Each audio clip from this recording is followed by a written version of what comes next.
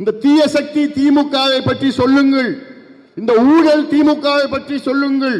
இந்த மக்கள் விரோத சக்தி திமுக, பெண்களுக்கு எதிரான சக்தி திமுக, கஞ்சா விற்கின்ற திமுக, மது விற்கின்ற திமுக, கேடு கட்ட திமுக ஆட்சியை பற்றி நீங்கள் வீதி வீதியாக, வீடு வீடாக, ஊர் ஊராக சொல்லுங்கள். சொல்லி ஒரு மாற்றம் உறுதியாக நடக்கும், உறுதியாக நடக்கும். நல்ல கூட்டணிகளே நாம் சென்றிருக்கின்றோம். தமிழ்நாட்டிலே அண்ணா திமுக தலைமையிலான தேசிய ஜனநாயக கூட்டணி மிகப்பெரிய கூட்டணி, வெற்றி கூட்டணியில் நாம் சேர்ந்திருக்கின்றோம். உறுதியாக நம் கூட்டணி வெற்றி பெறும். குறைந்தது 200 தொகுதிகளில் நாம் வெற்றி பெறுவோம். குறைந்தது. என்னுடைய ஆசை திமுக ஒற்றை இலக்கு தான். எண்ணிக்கையில 10க்குள்ள அவ்வளவுதான் வருவாங்க. அது பார்த்துட்டு தான் இருப்பீங்க.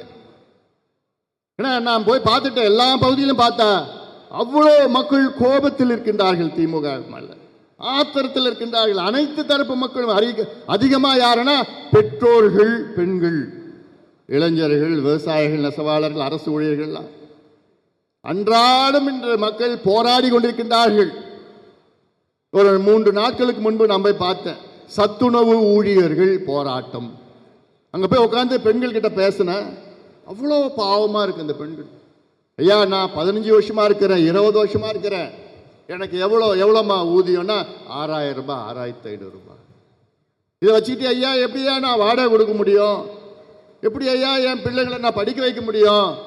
எப்படி ஐயா சாப்பிட முடியும்? எப்படி ஐயா கரண்ட் பில் கட்ட முடியும்? எப்படி ஐயா நான் பஸ்ஸில் போக முடியும்? இப்படி எல்லாம் கதறி கொண்டிருக்கின்ற அந்த பெண்கள் இவ்வளோ உழைக்கிறாங்க. நம்ம பிள்ளைகளை பார்த்துக்கிற பெண்கள் அவங்க. ஆனா அவங்க வீதியில போராடிட்டு இருக்கிறாங்க. இன்னும் அந்த பக்கம் போனா ஊராட்சி மன்ற செயலாளர்கள் அவங்க போராட்டம் நடத்திட்டு இருக்கிறாங்க.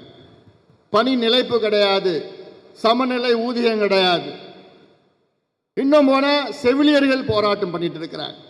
இன்னும் அந்த பக்கம் போனா துப்புரவு பணியாளர்கள், நம் குப்பையை அள்ளுகின்ற துப்புரவு பணியாளர்கள், நம் நாட்டை, தமிழ்நாட்டை தூய்மையாக வைத்துக் கொண்டிருக்கின்ற துப்புரவு பணியாளர்கள், அவங்க பாவம் போராடிட்டு இருக்கிறாங்க. எதுக்கு போராடுறாங்க? 20 வருஷமா நான் வேலையில் இருக்கிறேன், இன்னைக்கு திடீர்னு எங்களை வெளியேற்றிடுறாங்க, எங்களுக்கு வேலை இல்லைன்னு சொல்றாங்க, தனியார் மயமாக்கிட்டாங்க. ஸ்டாலின் அவர்களே, நிச்சயமாக அத்துணை தரப்பு மக்களுக்கும் நீங்கள் துரோகம் செய்திருக்கிறீர்கள். ஒரு பக்கம் செவிலியர்கள், ஒரு பக்கம் மருத்துவர்கள், ஒரு பக்கம் இடைநிலை ஆசிரியர்கள், ஒரு பக்கம் துணை பேராசிரியர்கள், ஒவ்வொரு பக்கமும் ஒவ்வொரு போராட்டம் நடந்துட்டு இருக்குது. அத்துணை போராட்டத்திற்கு காரணம் யார் தெரியுமா? முதலமைச்சர் மு.க. ஸ்டாலின் அவர்கள். ஏன் தெரியுமா? 5 ஆண்டுகளுக்கு முன்பு இதே முதலமைச்சர் மு.க. ஸ்டாலின் அவர்கள் வாக்குறுதிகளை கொடுத்தார்கள் இத்தனை மக்களுக்கு. என்ன வாக்குறுதி? சத்துணவு ஊழியர்களுக்கு வாக்குறுதி, துப்புரவு பணியாளர்களுக்கு வாக்குறுதி, அரசு ஊழியர்களுக்கு வாக்குறுதி, ஊராட்சி மன்ற செயலாளர்களுக்கு வாக்குறுதி, செவிலியர்களுக்கு வாக்குறுதி, மருத்துவர்களுக்கு வாக்குறுதி, மீனவர்களுக்கு, நெசவாளர்களுக்கு, அத்துணை தரப்பு மக்களுக்கும் நாங்கள் ஆட்சிக்கு வந்தவுடன் இதை நாங்கள் செய்கின்றோம். பணி நிலைப்பு செய்கின்றோம், ஊதிய உயர்வு, பழைய பென்ஷன் போன்ற இப்படி அத்துணை வாக்குறுதி கொடுத்து அதை முழுமையிலும் ஏமாற்றிய மு.க. ஸ்டாலின் அவர்களை நிச்சயமாக மக்கள் மன்னிக்க மாட்டார்கள். இதைத்தான் நீங்கள் எடுத்து செல்ல வேண்டும், சொல்ல வேண்டும். இந்த செய்தி தான் நீங்க வீடு வீடா போய் சொல்லுங்க. எல்லார் வீட்லயும் யாராவது அங்க இருப்பாங்க. யாரு? பெண்கள், பெற்றோர்கள், இல்ல அரசு ஊழியர்கள், இல்ல செவிலியர்கள் இருப்பாங்க, துப்புரவு பணியாளர்கள் இருப்பாங்க. இப்படி பாதிக்கப்பட்ட மக்கள் அத்தனை பேரும் அவங்க இருப்பாங்க. அங்க போய் நீங்க பார்த்து சொல்லணும். ஏன்னா இது அவசியமான, அந்த அளவுக்கு ஒரு மோசமான ஆட்சி. ஆனால் நாடகம் ஆடிக்கொண்டிருக்கின்ற ஸ்டாலின் அவர்கள், எனக்கு ஒரு அதாவது இந்த 2 மாதத்துல 2 மாதங்களும் இல்லை, 1.5 மாதத்தில் 45 நாள்ல ஸ்டாலின் அவர்கள் 26 அறிவிப்புகள் வெளியிட்டிருக்கின்றார். இதுதான் பெரிய ஜோக். 5 ஆண்டு காலம் ஆட்சியில் இருந்த ஸ்டாலின் அவர்கள் அப்பெல்லாம் விட்டுட்டார். என்னன்னு ஆட்சி அவர் என்னன்னு கூட தெரியல, என்ன நடக்குதுன்னு கூட தெரியல, அது வேற. இந்த 45 நாள்ல 26 அறிவிப்புகள். என்ன அறிவிப்புகள்? திட்டங்களாம் தான் சொல்லுவாங்க. சாகர நேரத்தில் சங்கரா சங்கரான்னு சொன்னான். இன்னும் இருக்க போறதே இன்னும் 2 வாரத்தில் கோட் ஆஃப் கான்டக்ட் வரப்போகுது. 5 ஆண்டு காலம் தூங்கி கொண்டிருந்த திமுக தேர்தல் வந்தவுடன் முடித்துக் கொண்டு, அதுவும் எப்படிப்பட்ட வாக்குறுதிகள், எப்படிப்பட்ட திட்டங்கள், இது திட்டங்களாகலாம். அதாவது 45 நாள்ல 26 திட்டங்கள். வெக்கக்கேடு இதெல்லாம். அதாவது இதில் நான் எனக்கு படிக்கிறதுக்கு கூட மனசு வரல, ஆனாலும் உங்களுக்கு கொஞ்சம் தெரிவிக்கணும். இன்னுயிர் காப்போம் நம்பிக்கை நம்மை காக்கும் 48. நலன் காக்கும் ஸ்டாலின். யார நலத்தை காட்டான்னு தெரியல. பாதம் காப்போம், இதயம் காப்போம், கலைஞர் கனவு இல்லம், அன்பு கரங்கள் திட்டம், அன்பு சோலை திட்டம். இது ஏதாவது கேள்விப்பட்டிருக்கீங்களா? நான் நிச்சயமா யாருமே கேள்விப்படல.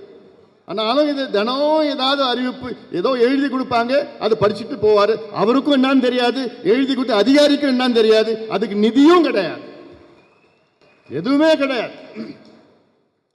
ஆனா மக்கள் ஏமாந்துருவாங்கன்னு இவங்க நினைச்சிட்டு இருக்கிறாங்க. ஏமாற போவதே இவங்க தான்.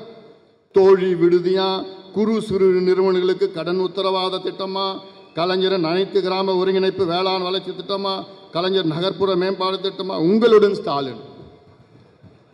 நாயா தினம் தானே ஸ்டாலின் அவர்களை உங்களை டிவியில் பார்க்கிறோம்.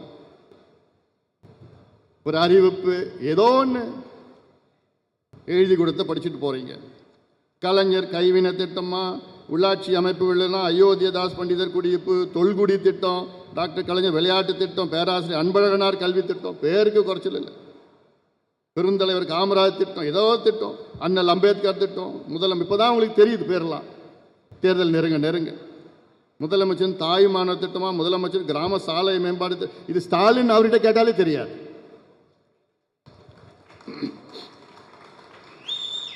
அடுத்த நாள் போய் கேளுங்க அவர்கிட்ட, அப்படியான்னு சொல்லுவார். கல்லூரி மாணவர்களுக்கு மடிக்கணினி திட்டமா, உங்கள் கனவை சொல்லுங்கள்.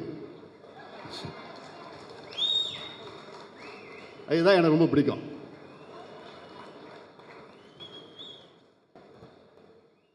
உங்கள் கனவை சொல்லுங்கள். சொல்லிடலாமா? ரெடியா? அதில் என்ன பண்ணுங்க, அந்த வெப்சைட்டுக்குள்ள போங்க. நீங்க மட்டும் இல்ல, நம்ம இளைஞர்கள் எல்லாத்தையும் சொல்லி உள்ள போயிட்டு உங்களுக்கு என்னென்ன மனசுல தோன்றுதோ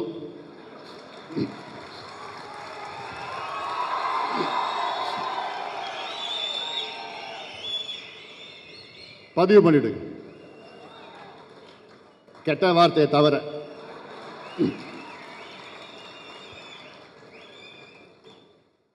எல்லார் இளைஞர்களையும் சொல்லுங்க. நம்ம கட்சி பக்கத்தில் வீடு, அந்த வீடு, எல்லார் வீடும் சொல்லுங்க. இளைஞர்கள்ட்ட சொல்லுங்க. ஸ்டாலின் அவர்கள் தான் கேட்டாரு, உங்கள் கனவை சொல்லுங்கள். என்னன்னு பதிவு பண்ணோம். அப்பா ஸ்டாலின் அவர்களே, என் கனவு தமிழ்நாட்டில் ஒரு சொட்டு சாராயம் கூட இருக்காது, இருக்கக்கூடாது. அத்துணை டாஸ்மாக் கடையை மூடுவீங்களா அப்பா ஸ்டாலின் அவர்களே? அப்பா ஸ்டாலின் அவர்களே, எங்க ஊர்ல தெரு தெருவா கஞ்சா விற்கிறாங்க, கல்லூரி வாசல்ல கஞ்சா விற்கிறாங்க, பள்ளிக்கூட வாசல்ல கஞ்சா விற்கிறாங்க. இந்த தலைமுறையை நாசப்படுத்திட்டீங்களே ஸ்டாலின் அவர்களே, எப்படியாவது இந்த கஞ்சாவை தடுக்க முடியுமா அப்பா ஸ்டாலின் அவர்களே? அதுதான் என்னுடைய கனவு ஸ்டாலின் அவர்களே. அப்பா ஸ்டாலின் அவர்களே,